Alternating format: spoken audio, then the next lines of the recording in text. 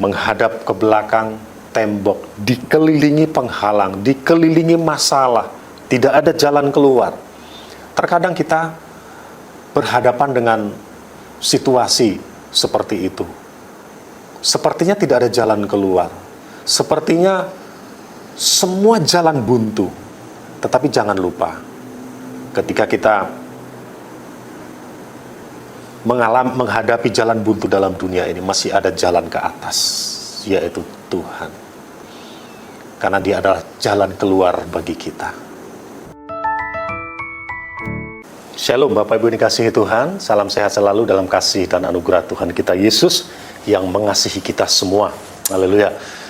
Sharing firman Tuhan, kali ini saya akan awali dengan sebuah cerita atau kisah ilustrasi.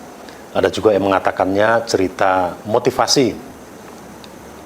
Mungkin Bapak Ibu pernah mendengar atau membaca cerita inspirasi atau cerita motivasi yang saya maksudkan, karena memang ini merupakan cerita motivasi atau cerita inspirasi yang sudah cukup lama. Diceritakan seperti ini. Suatu ketika di suatu daerah atau di desa ada seekor keledai yang terperosok masuk ke dalam sumur mati.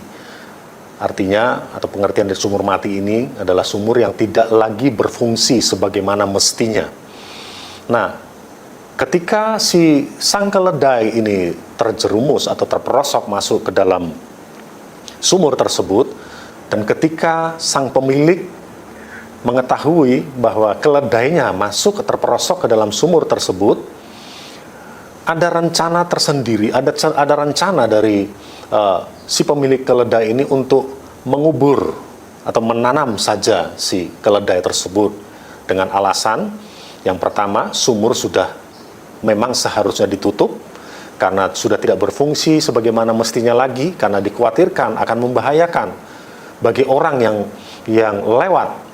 Dan yang kedua, karena sang pemilik keledai yang sekaligus si pemilik sumur merasa bahwa keledai yang saat itu sedang terjerumus, terperosok masuk ke dalam sumur, peranannya sudah tidak dibutuhkan lagi, sudah tidak terlalu banyak dibutuhkan.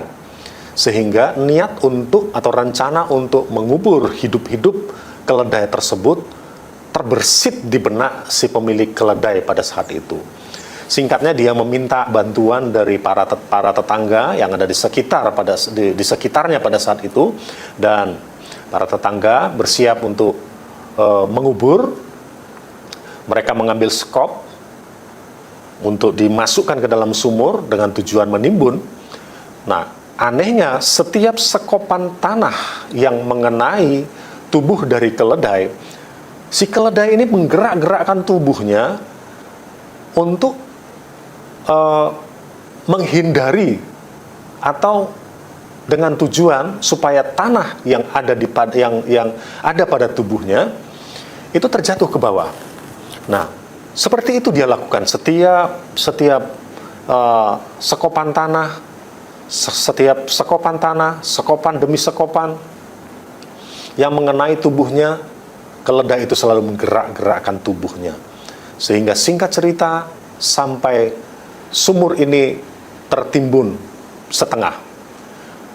Ketika tanah sudah menutupi sumur, atau setengah dari sumur ini sudah tertimbun, muncul rasa heran, rasa kaget dari orang-orang yang menimbunnya saat itu. Tetangga-tetangga si bapak yang memiliki keledai, sang pemilik keledai ini juga kaget. Dan bahkan si bapak sang pemilik keledai juga ikut kagum, ikut terkaget-kaget. Mereka tidak menyangka tindakan dari keledai itu bisa seperti itu. Sampai pada akhirnya ketika sekopan tanah terakhir itu mulai mendekati timbunan atau mulut dari sumur tersebut, mulut atas maksudnya, si keledai melompat. Maka selamatlah sang keledai tersebut, selamat dari kematian. Dia terlepas dari ancaman yang mengancam dia pada saat itu. Nah, Bapak Ibu dikasihi Tuhan, sekali lagi saya katakan tentunya kisah inspirasi ini atau cerita motivasi ini sudah tidak asing bagi kita, tetapi ketika saya mengingat atau ketika saya membaca ulang kisah inspirasi ini, saya teringat dengan satu ayat yang terdapat dalam Amsal pasal yang ke-24 ayat yang ke-10. Demikian bunyi firman Tuhan. Jika engkau tawar hati pada masa kesesakan, kecillah kekuatanmu. Wow. Jika engkau tawar hati pada masa kesesakan, kecillah kekuatanmu.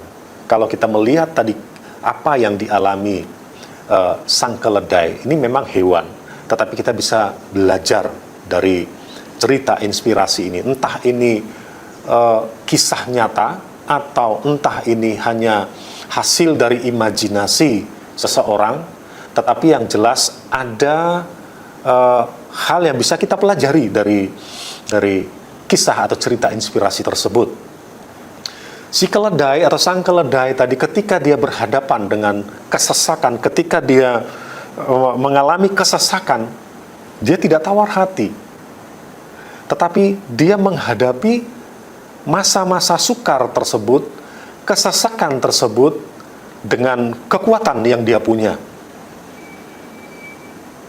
Sehingga pada akhirnya dia lolos dari apa yang disebut kesesakan.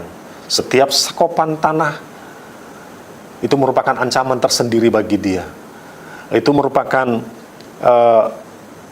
kesesakan tersendiri bagi dia. Tetapi kita lihat pada akhirnya dia lolos dari masa-masa kesesakan yang dia alami pada saat itu. Saudara yang dikasihi Tuhan, kata tawar hati dalam terjemahan lain itu memakai kata putus asa.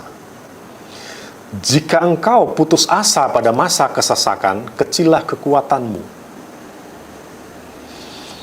Sang keledai tadi tidak putus asa, dia tidak menyerah ketika ada sekopan tanah yang mulai menimbun dia. Dia tidak putus asa ketika dia menghadapi hal tersebut. Dengan kata lain, kalau dia tidak putus asa, maka muncul perjuangan dalam dirinya. Dia berjuang dan terus berjuang sehingga pada akhirnya dia menang atas perjuangan tersebut. Dia memenangkan perjuangan tersebut. Bagaimana dengan kita? Saya percaya kita juga mau belajar seperti apa yang dilakukan oleh keledai tadi. Kita tidak menjadi orang yang mudah putus asa. Kita tidak menjadi orang yang tawar hati pada masa kesesakan. Karena kita punya Tuhan. Saudara yang dikasihi Tuhan, dalam hidup ini memang terkadang dibutuhkan jalan buntu supaya kita bisa mencari jalan ke atas, yaitu Tuhan. Seperti keledai tadi, kita dapat gambaran keledai itu berada dalam sumur. Ketika dia menghadap ke satu sisi, yang dia lihat tembok. Menghadap ke belakang, tembok. Dikelilingi penghalang, dikelilingi masalah. Tidak ada jalan keluar. Terkadang kita berhadapan dengan situasi seperti itu. Sepertinya tidak ada jalan keluar. Sepertinya semua jalan buntu. Tetapi jangan lupa, ketika kita menghadapi jalan buntu dalam dunia ini, masih ada jalan ke atas, yaitu Tuhan. Karena Dia adalah jalan keluar bagi kita. Amin. Haleluya. Demikian juga kadangkala dalam hidup ini dibutuhkan tantangan dan peperangan supaya kita tahu makna perjuangan dalam kehidupan kita. Ketika kita berhadapan dengan masalah, ketika kita berhadapan dengan tantangan, saat itu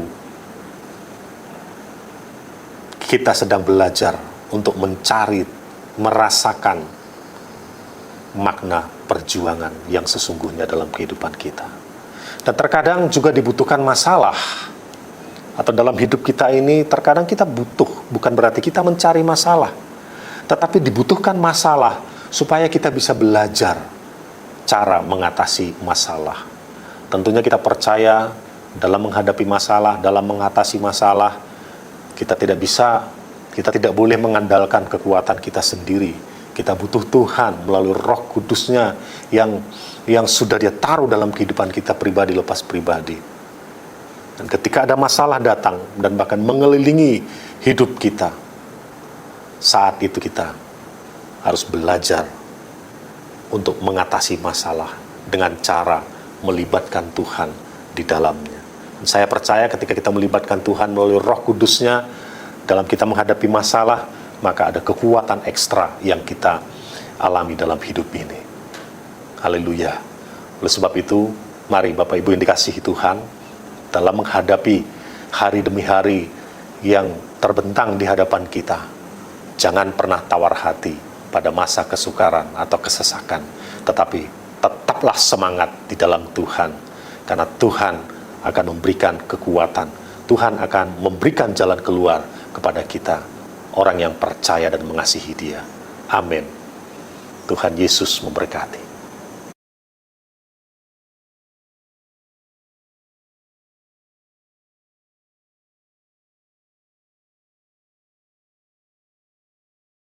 Jangan lupa like, comment, share, dan subscribe channel GKBK Hal Semarang.